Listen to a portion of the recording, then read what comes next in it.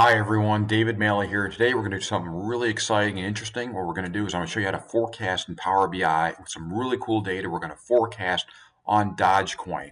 Now I've got other videos that you can look at that'll tell you exactly how to get this data, whether it be from Yahoo Finance or wherever you want to go to. Yahoo Finance is very simple. You download the data file, you pick the date range, you pick the stock you want. In this case, we use DogeCoin, which is not a stock, it's a crypto coin.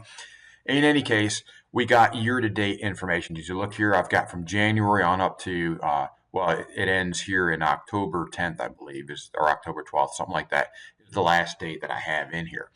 Now, we're going to forecast, and I'm going to show you how to do this. So on this dashboard right here in Power BI, first we're going to look at this visual right here.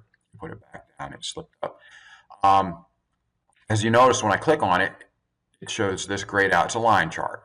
So once I've got that, what I have to do is go here, and I want to look at the fields I'm loading in. Once you download this data from Yahoo Finance, which is where I got it from, you will have the close, the date, the high, the low, the open, and the volume. That's given. It's granted that you will get all of this in there in the same fashion as I have it here, unless you go and change the data elsewhere to do something else.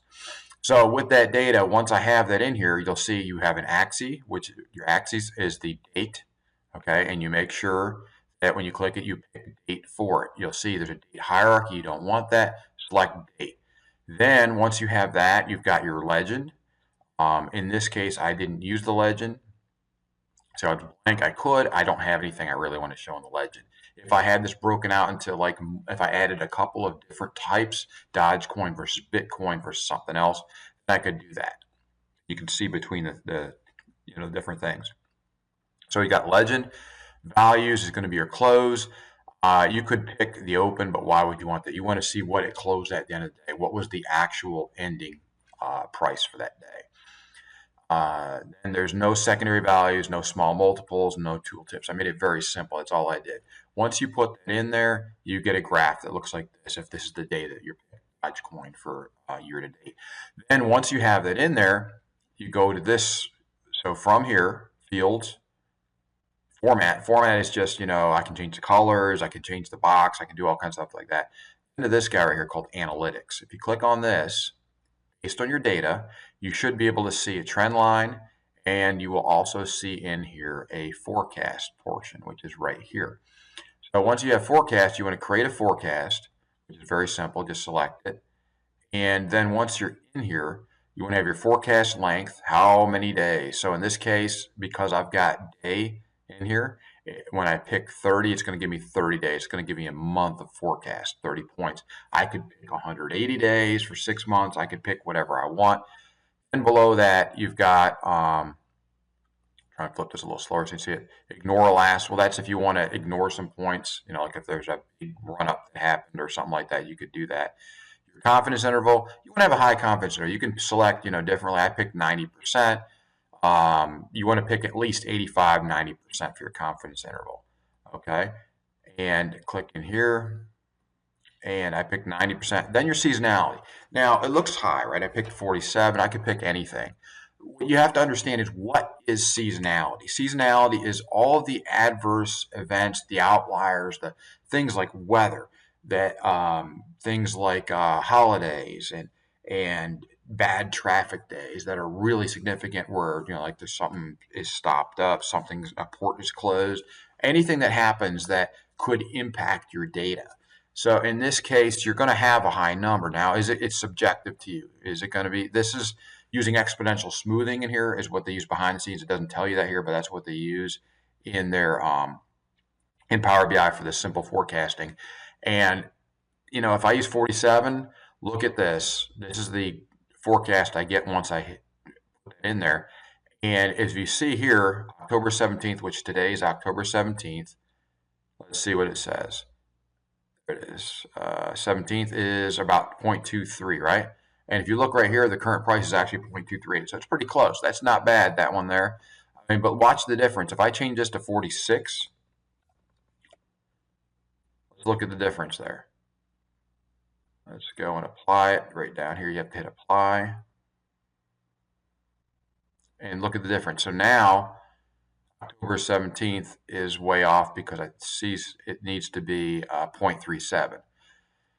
So it's subjective. You can pick what you want to show your data better, but in any case, you want to add a trend line. So if you add a trend line at the top, right here, you add your trend line, and it's very simple, transparency. In this case, I used 0% style dashed. And when you look at the data over this year to date, you can generally see you're going to have some values below, some values above, and you can kind of see a trend there. So no matter what I pick, I see that it's going to eventually revert to that trend line or above the trend line. So that's nice to know. If I was investing in Bitcoin, if I could buy at a low like here of 0.23, I'm good because I see going forward, yeah, there's another low here of 0.20, but I see a high of 0.37s in this one and a high of 0.48, which is going to double your money basically, right? Almost. So you can play around with it, look at it. It's a quick way to get some forecasts. It's not necessarily the most accurate way. It doesn't take, I'm adding seasonality into it, but it's subjective to what I think would play a role in this. It'd probably be a high number. You're going to have year to date. You're going to have quite a few holidays in there. You're going to have quite a few days of turmoil, political turmoil, who knows what in there. So 47, 46 shows you what it does. And the rest of this is just, here's a, these are separate graphs. You could use a, they call it, here's like a scatter plot, scatter chart.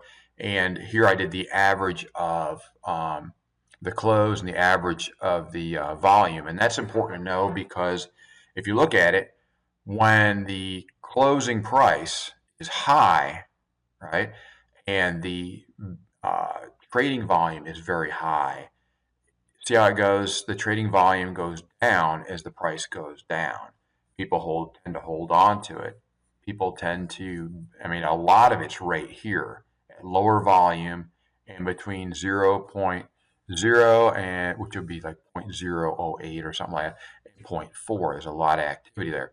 And it's less out here, but you see the volume goes up, way up based on the price lately. So it's just an idea to see. You can actually watch the volume and trading and stuff and figure out if you wanted to invest in stuff. I'm not telling you to invest in. That's not what this is about. This is about Power BI and showing you how to quickly forecast, which we did here. If you do get an error up here, or a little error symbol, it means your data. So if you didn't use this and use some other data, it's highly variable. It doesn't show a good trend. It's like all over the place. It might tell you that it's not forecastable. And then when you click on this, you won't have that forecast function available to choose from in here, which is all the way at the bottom of this. I have to click on this, not the scatter plot. So let's click on this, and then you'll see below the trend line is your forecast right here.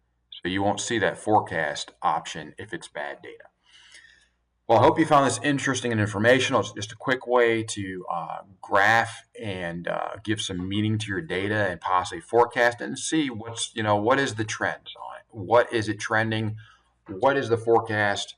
In this case, I did it for 30 days. You could do it for a longer period. Keep in mind, notice how this thing opens up more as it goes farther out. So the farther out you try and forecast, the less reliable and predictive you're going to be. Thanks again for watching. Please take a moment to subscribe, like, and share. And if you haven't watched my videos on how to download data like this, the DogeCoin data set or anything else, please go and find those on my channel and watch those. You'll find them very informational and very helpful. Thanks again. Have a great day.